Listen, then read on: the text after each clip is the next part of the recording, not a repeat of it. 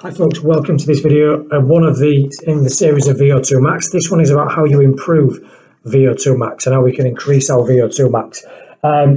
There's going to be about three areas I'm going to look at, and the first one is going to be about heart training zones and heart rate training zones to be particular. And we're also going to have a look at Carvonan as a way of improving our VO2 max as well. What I would say is when we're training VO2 max, there's a couple of things we want to get right. We want the intensity to be hard enough so that we get adaptations. If it's too easy, we are not going to adapt. But equally, if it's too hard, we're not going to be able to perform for very long, and therefore we're not going to develop our VO2 max. And VO2 max is stamina, endurance, which means working for long periods of time. So that's the importance of getting the training intensity right. We've got to pitch it hard enough so we get adaptations, but not too hard that we end up dropping out after a couple of minutes. So we're going to look at a couple of things, as we said. We'll look at heart rate training zones, so the method of doing that, and the Carvonan equation as a method of doing that as well. So we'll look at heart rate training zones first. So we're looking over here, and it uses charts similar to this, pretty much exactly the same as this really. And it allows us to use our age. So we've got here 20 years old, 30, 40, 50, 60, 70. I apologise, I've had to just blow this image up, and it's not a great image in terms of it doesn't, obviously it's very blurry. But what we've got here is, this is your max heart rate training zone, maximum performance capacity here.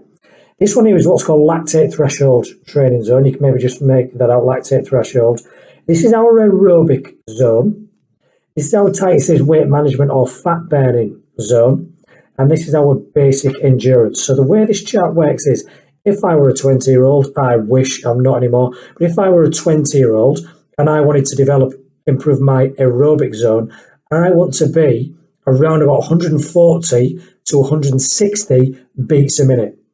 If I was trying to lose a bit of fat and I was 20 years old, I'd want to get into my weight management zone where my heart rate would need to be around about between 120 and 140 beats per minute. So I can use the age and what I'm trying to achieve to find out what my heart rate needs to be. And you just literally just read them off. If I want to work at maximum intensity as a 20-year-old, I'm going to be working between 180 and 200 beats a minute in terms of my heart rate. If I was a 40-year-old and I wanted to develop my aerobic system, I go up to there, read across, it's around about 130, high 120s, and it goes up to about 138. So 128 to 138 beats per minute. So that's how I would use heart rate training zone as a way of setting my training intensity. So, the key advantages of this is it allows us to set a very precise heart rate. If I can use your or my age or anyone's age, what they want to achieve fitness wise to find out what heart rate they want to be between. And it's relatively easy to monitor. If I've got even just a basic heart rate monitor, they know that they need to stick between 120 and 140 beats a minute, they can do that. Equally, when I go to the gym, you can attach these heart rate monitors to your fingertip, to your earlobes. It can get, it's fairly crude, but, relatively accurate method of heart rate. So we can try and stick between, the two heart rates that, if I was a 30-year-old and I want to improve my aerobic system, I am looking at getting to around about 130 beats a minute and going to about 150 beats a minute. So no lower than 130 beats a minute, no higher than 150 beats a minute. Relatively straightforward to do. So another method we've got is Carvonan's principle, also known as Carvonan's equation. This is a little bit more complicated and we need to gather a few things, but it's probably the most accurate method. So let's have a look at how it works. So to start with, don't start panicking with all these letters and numbers, don't worry. Right. In order to use Carvonan's principle or Carvonan's equation or Carvonan's formula, it's all the same thing. We need to gather something on you first. We need your approximate maximum heart rate max, which will work out by doing 220 minus your age. So 16-year-old will have an approximate maximum heart rate of 204 beats a minute. 220 minus 16. 20-year-old will have an approximate maximum heart rate of 200 beats a minute. So in order to work out your target heart rate, your training heart rate, we need also your resting heart rate, which we get by taking your pulse at rest.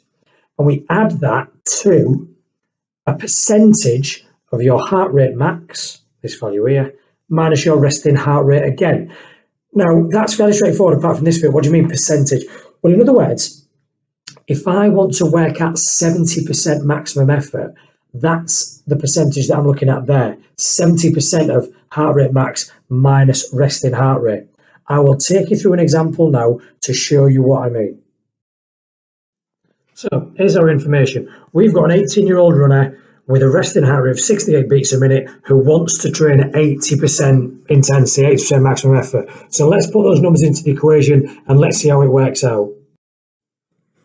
So what we've got here, we've got training heart rate is 68, as in 68 beats a minute, their resting heart rate, plus 80%. We want them to train at 80% intensity, or they want to train at 80% intensity of 202 minus 68. Why? Because it's maximum heart rate minus resting heart rate. Their maximum heart rate is 202 because they are 18 years old.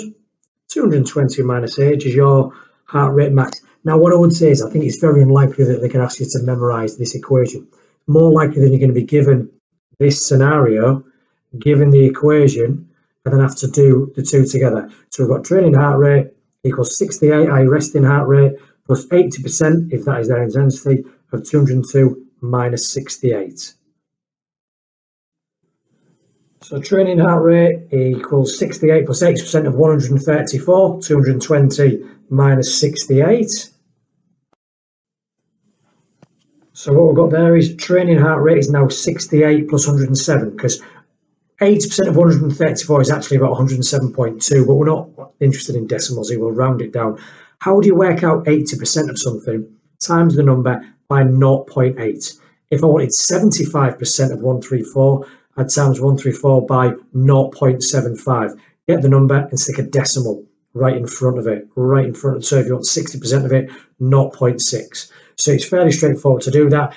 And so by doing all those equations, we now know the training heart rate for this individual, 18-year-old, resting heart rate of 68 beats per minute, wants to train at 80% maximum intensity.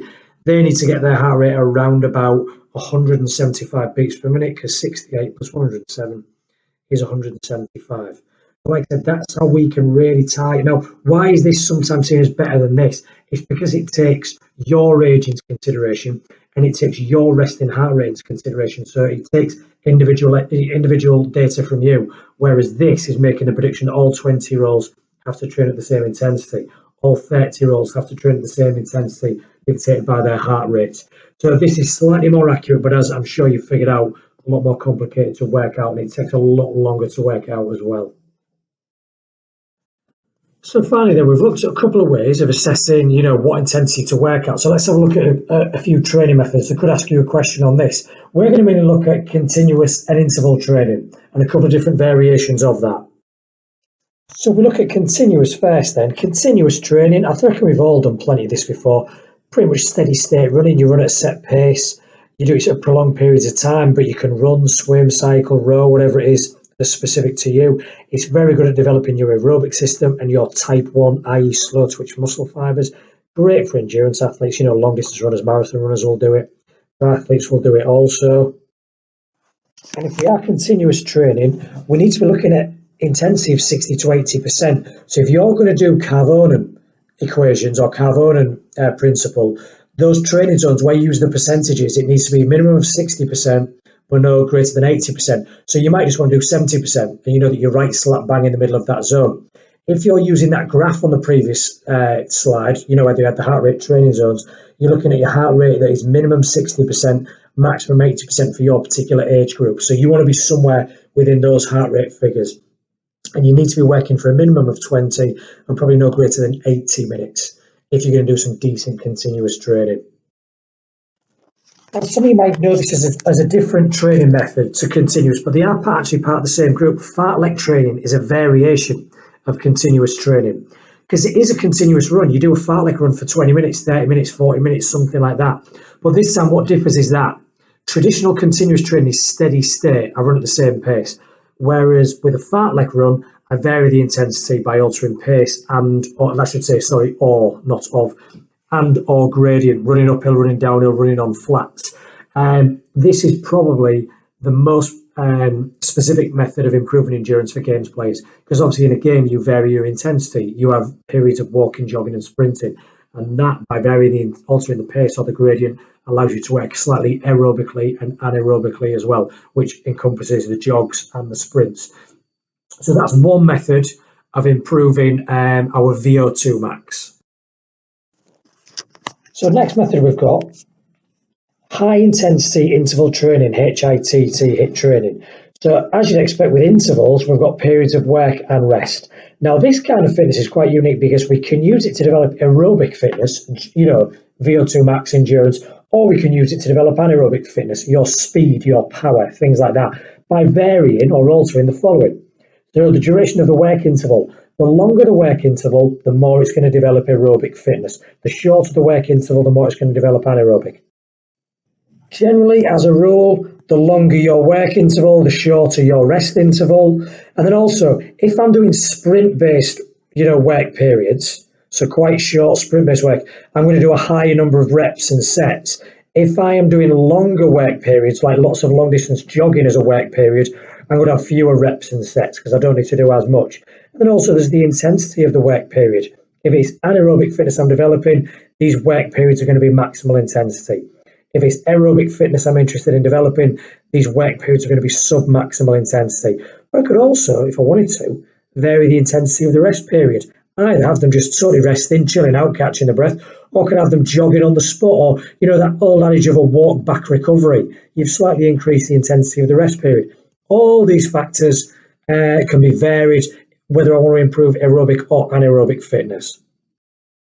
So as we can see here, the intensity of the work period can be anything between 80 and 95%. Higher than here, because here we've got to try and maintain it for long periods of time. Whereas here we know we're getting rest periods, so we can work at higher intensities even if we are trying to develop aerobic fitness. 95%, we're definitely developing anaerobic fitness. But the intensity of the rest period, 40 to 50% heart rate max. And you might think, oh, that's like, well, you're working at around 30% of your heart rate max now, just sitting still. So, you've got a heartbeat. It's still working at a percentage of your heart rate max. And in terms of the work period, well, obviously, like we said, the higher the intensity, the shorter the duration. Some might be as short as 5 seconds, 60-meter sprints, things like that. But if you're working aerobically, some of them might be 8 minutes long, your work periods. And the duration of the rest is pretty much 1-to-1. If I jog for 8 minutes, I'll give myself 8 minutes recovery in between those bouts. If I do a 50-meter sprint, I might do a jog back recovery, so it might take a little bit longer, or it will take slightly longer than 5 seconds, but the intention is to get into the second sprint very, very quickly soon afterwards. And just to finish off then, I know we've been talking about how you improve VO2 max, and you might be thinking, well, hang on, but how is anaerobic training improving VO2 max? Because this kind of training is generally a higher intensity, 80 to 95% as opposed to 60 to 80% of continuous training, adaptations occur much quicker in the body.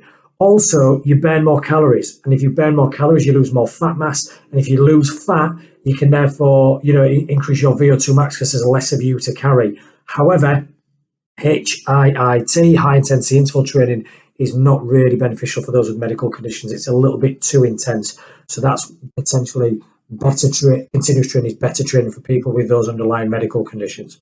So that's how we can set our training up in order to improve our VO2 max in terms of strategies we can use to set the right target heart rate and also methods that we can use. Hope you found this video useful, folks.